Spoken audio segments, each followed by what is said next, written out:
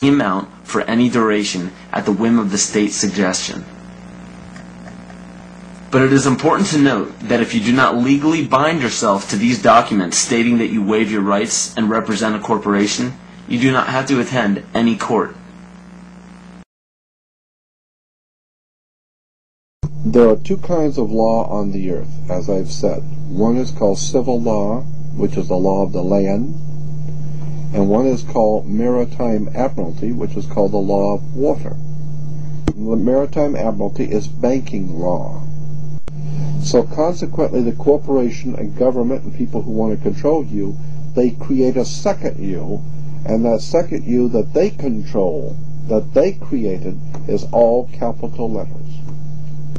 Check it out. Anytime you get a bill, get a lawsuit, you get a fine, a ticket, somebody sends you a bill from the Department of Water and Power, check it out on your driver's license, on your Social Security card, on your insurance cards. Anything having to do with business, your name will always be in all capital letters, because only all capital letters can be dealt with by banks and government. You need to wake up and find out how this stuff really works. Because once you understand that you don't need to submit yourself as an American to a British commercial venture called courts. You're an American. You don't need to go to court. You only go to court because you agreed to go to court. When they send you a subpoena to court or a summons to court, and they've sent you something, you look at it and say, hey, Jack, that's not me. That's in all capital letters. All capital letters is a corporation.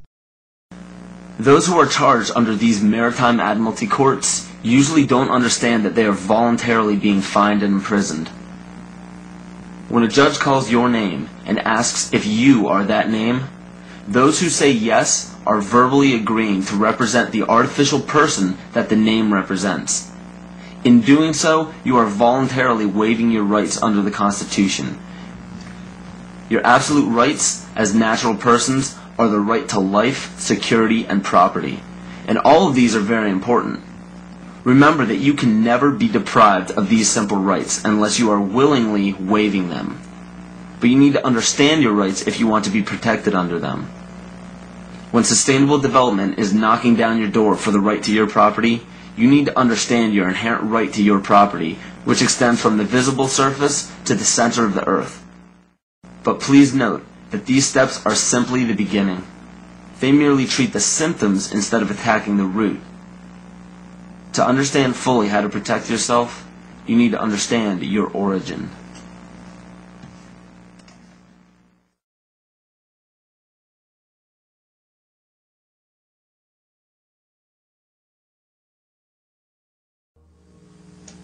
The true history of this planet has been stifled from the top down.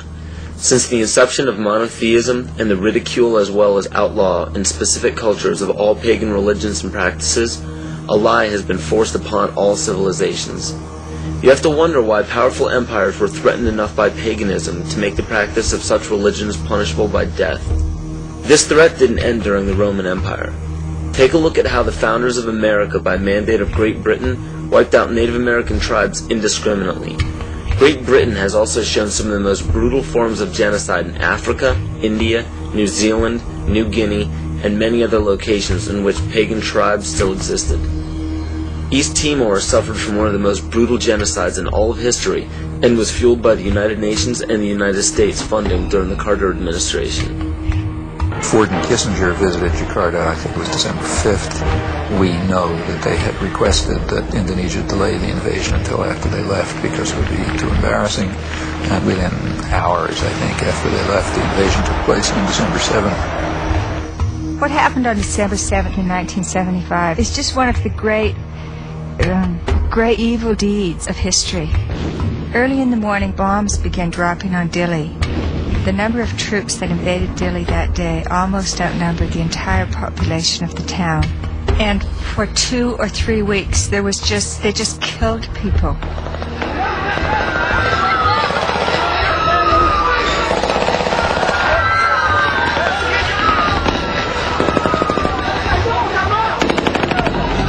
So the Timorese were fleeing into the jungles by the thousands. By late 1977-78, Indonesia set up receiving centers for those Timorese who came out of the jungle waving white flags.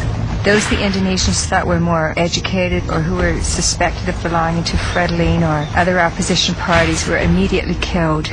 They took women aside and flew them off to Dili in helicopters for use by the Indonesian soldiers. They killed children and babies. But in those days, their main strategy and their main weapon was starvation. By 1978, it was approaching really genocidal levels. The church and other sources estimated about 200,000 people killed. The U.S. backed it all the way. The U.S. provided 90% of the arms. Right after the invasion, arms shipments were stepped up. When the Indonesians actually began to run out of arms in 1978, the Carter administration moved in and increased arms sales. And other Western countries did the same. Canada, England, Holland, and everybody who could make a buck was in there trying to make sure they could kill more Timorese. The last thing that the ones in power want is a sovereign group or tribe setting a positive example for others. It is important to note that followers of monotheistic religions are not to blame, just as not all members of Freemasonry, intelligence agencies, fraternal orders, or political organizations are part of the esoteric agenda that is being carried out in all upper echelons of society.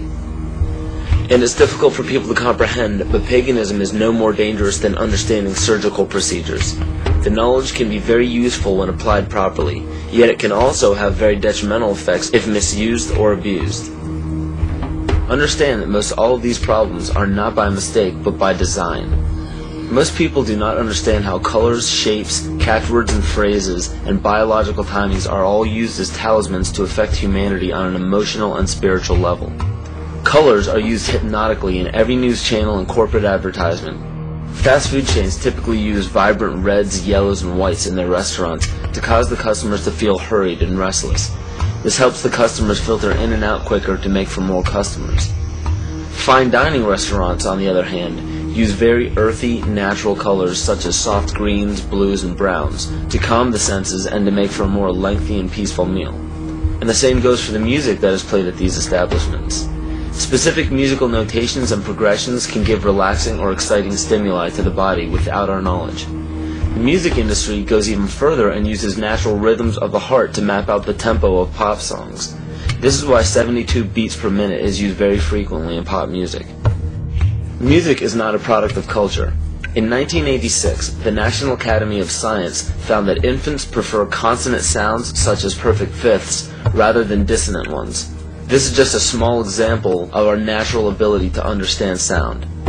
So be very careful when placing a child in front of a TV or near a stereo. Those who believe that children cannot comprehend violence on a TV screen or aggression from music are thinking strictly with the left brain. The child may not rationally understand the words or actions on the screen, but the right brain, even in infants, can absolutely understand everything in its immediate environment because it transmits a frequency that can affect us on a subatomic level. Science has even proven that proper sonic vibrations are essential for the health of our vegetation. Studies done on many ecosystems have shown that when a specific species becomes extinct or moves from an area, another species will replace its song patterns to fit the overall harmony of the vibrations required for plant life to thrive. All these are known as talismans and are used very carefully by corporations and the media. Catchphrases are also used to spark certain emotions in the psyche. When the average person hears the words terror, bombing, gunshots, murder, war, assassination, and so on, the body and the mind respond with heightened alertness and caution. And when events such as assassinations of major leaders, bombings, terrorism, or war happen on large scales throughout the world, the body responds differently at different times, marked biologically and astrologically. The tragic event involving the Branch Davidians at Waco and the Oklahoma City bombings claimed the lives of men, women, and children as they ended in flames on April 19th. This date is a pagan holiday where human sacrifice is made by fire.